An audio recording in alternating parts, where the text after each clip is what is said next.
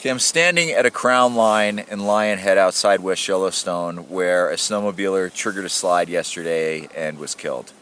The crown is anywhere from 4 to about 10, 11 inches deep. It was about 75 foot wide, the slide, so it wasn't very big. It was just shallow, relatively small, but it's steep, 36 degrees. At the crown line, and then it rolls over to kind of low to mid 40s at its steepest. And so the rider came down the slope behind me, triggered it on his way down, and was carried and hit the trees down below. What we have here is we have about this 10 inches of new snow, fell within, I don't know, all this fell in about a little over 2 weeks of snow right here.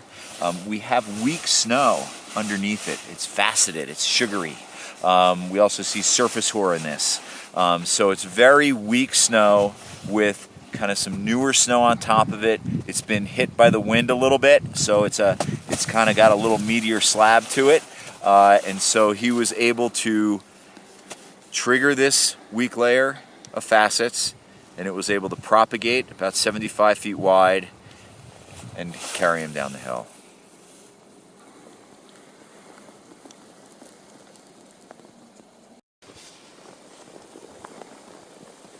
A group of 4 riders, they all had rescue gear. They had beacon, shovel, and probe, were riding together.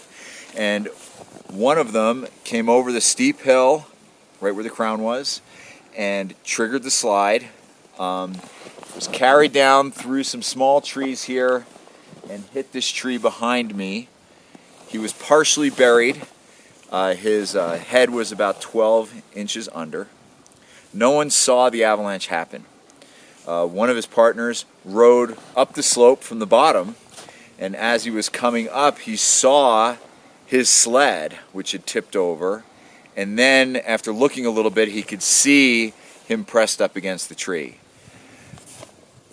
It's estimated 10 to 15 minutes happened from when the avalanche happened to when the avalanche was seen, and then it took another 5 to 10 minutes for his partner to get over to him and dig him out. The other members came down. They had cell service, so they were able to call for help. Once they dug him out, they started doing CPR. Search and rescue arrived, continued CPR, got an AED, but in the end, after about an hour, a little over an hour of resuscitation efforts, it didn't work, and unfortunately, he passed.